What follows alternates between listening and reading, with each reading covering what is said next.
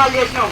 Private స్కూల్లో పాఠశాలలో పుస్తకాలు అమ్ముతుంటే అనేక సార్లు కంప్లైంట్ చేసినా కూడా డిఓ గారు చూసి చూసినట్టు వివరిస్తూ ఉన్నారు.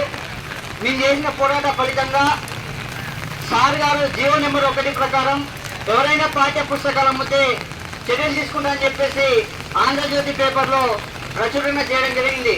తెల్లారే మేము ఒక స్కూల్కి వెళ్ళి ఆ పాఠ్య పుస్తకాలను పట్టిస్తే నాకు ఎలాంటి సంబంధం లేదయ్యా, అది జస్ట్ పేపర్ స్టేట్మెంట్ అని చెప్పేసి ఆ డిఓ గారు అన్నారు.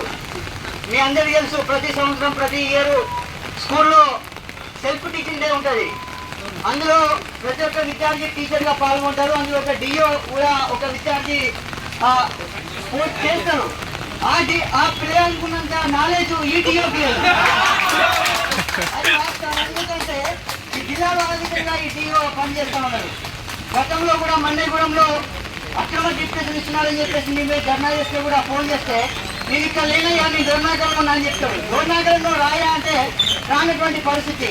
ఈ విధంగా డిఓ విద్యార్థులపై కావచ్చు, ఉపాధ్యాయులపై కావచ్చు ఈరోజు ఈ విధంగా ప్రవర్తిస్తూ ఉన్నాడు. కాబట్టి ఈ జిల్లాలో ఉన్నటువంటి డిఓను తక్షణమే సస్పెండ్ చేయకపోతే భారత విద్యార్థి ఫెడరేషన్ ఆధ్వర్యంలో మీ యొక్క ఆధ్వర్యంలో కూడా మా యొక్క పూర్తి సంపూర్ణ మద్దతు ఉంటుంది.